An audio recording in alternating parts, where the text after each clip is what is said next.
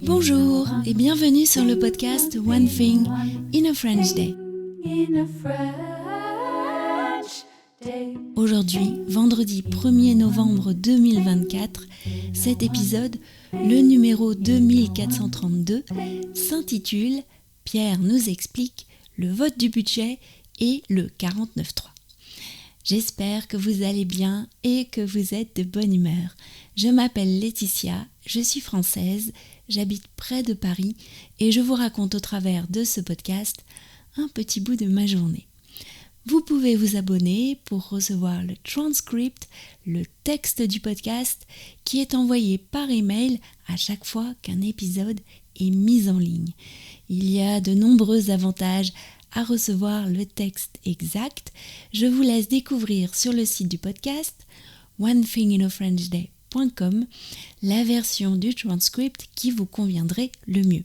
Ah, et sachez que quand vous vous abonnez, c'est à partir de 3 € par mois, vous recevez les liens vers les 10 derniers épisodes avec le transcript, les notes culturelles ou encore les photos. Ça, c'est quand vous vous abonnez. Pierre nous explique le vote du budget et le 49.3. Dans l'épisode de lundi, Pierre nous a donné sa vision en tant que Français des élections présidentielles américaines.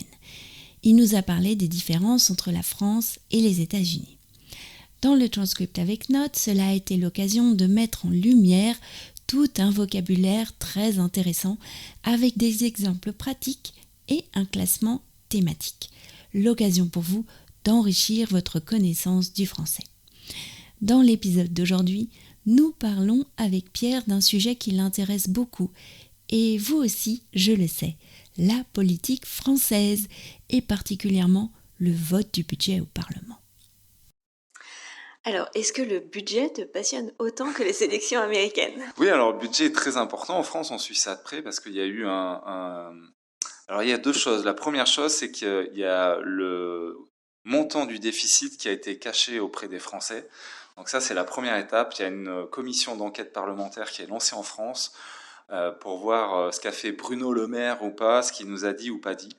Et c'est vrai qu'il y avait des notes donc du directeur général du Trésor qui alertait déjà sur le dérapage du déficit, alors que Bruno Le Maire et Emmanuel Macron tentaient de rassurer les Français. Donc effectivement, ils nous ont menti, ça, on en a la certitude maintenant.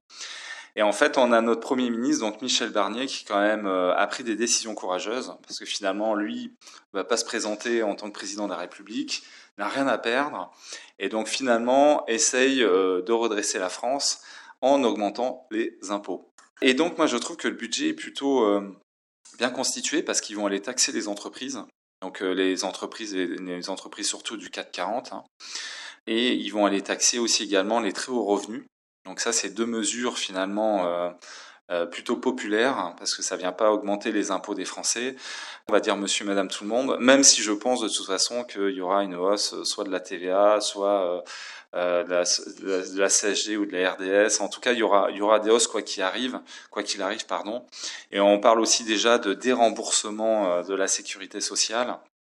La sécurité sociale, c'est pareil, on a la sécurité sociale verse des retraites. Hein. En France, on est en retraite par répartition, c'est-à-dire que les actifs payent pour les personnes qui sont à la retraite et on n'est pas en retraite par capitalisation. Et ça aussi, Michel Barnier, dans le budget, a commencé à rogner un petit peu, a commencé à dire bon, on va pas revaloriser le niveau des retraites, parce que ça coûte énormément cher. Et donc je pense qu'à terme, de toute façon, s'il a le courage politique qu'il a l'air d'avoir, je pense qu'il fera aussi des réformes à ce niveau-là pour restructurer en tout cas la sécurité sociale. C'est ce qu'on a de plus en plus tendance à lire. Et que le privé monte en puissance, que ce soit dans la retraite ou que ce soit par exemple les mutuelles qui prennent plus en charge le remboursement pour éviter qu'il y ait un déficit trop important de la sécurité sociale et donc du budget de la France. Oui, et puis on a vu, j'en ai parlé aux auditeurs parce qu'on a regardé un débat il y a 2 semaines à la télé et l'écologie est vraiment... il y a des grandes coupes et c'est vraiment dommage ça. Oui, il y a des grandes coupes dans l'écologie. Alors, ils essayent de dire que non.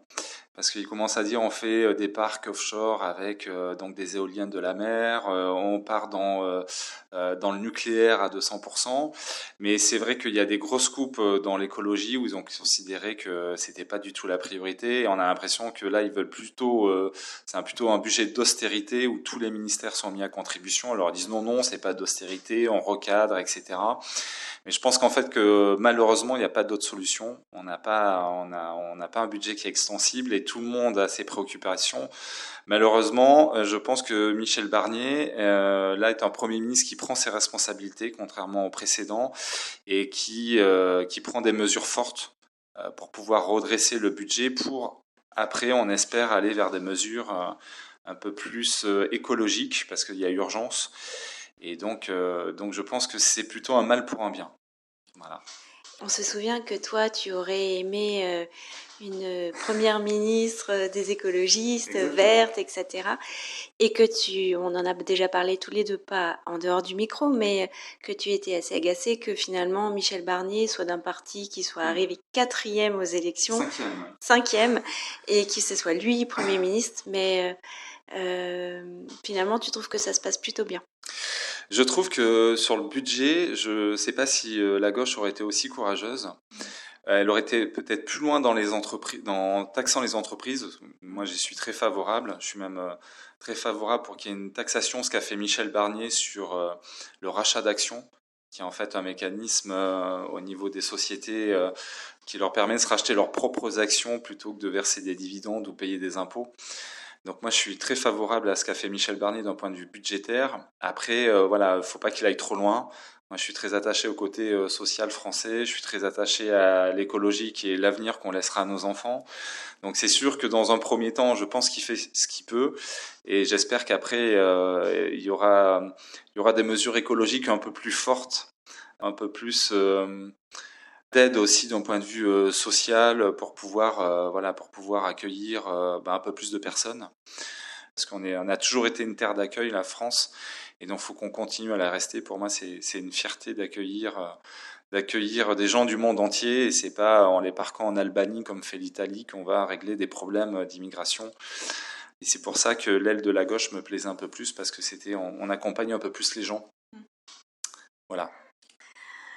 Juste une dernière question pour revenir sur le budget, la menace du 49.3. Tu pourrais expliquer ce que c'est ? Oui, alors le 49.3, c'est un article de la Constitution française qui permet en fait au gouvernement qui est en place de passer sans le vote en fait du Parlement, de l'Assemblée nationale.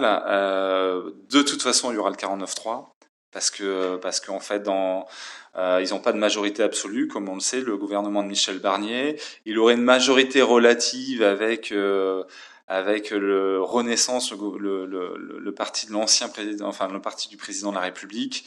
Bon, on sait très bien que tout le monde ne va pas voter pour ce budget d'austérité, comme ils appellent ça. Donc en fait, c'est que des mesures politiques. Donc ils vont appliquer le 49.3, engager la responsabilité du gouvernement. Et la seule solution pour s'opposer à ce que le gouvernement n'applique pas le 49.3, ça s'appelle une motion de censure. Et en fait, personne ne veut qu'il y ait une motion de censure parce que finalement, ça arrange tout le monde que Michel Barnier fasse, entre guillemets, le sale travail, avec des mesures impopulaires. Donc finalement, tout le monde se frotte bien les mains en se disant c'est très bien que ce soit lui qui fasse le sale boulot. Nous, on est bien au chaud en attendant. Et puis quand on n'est pas content, on le dit haut et fort.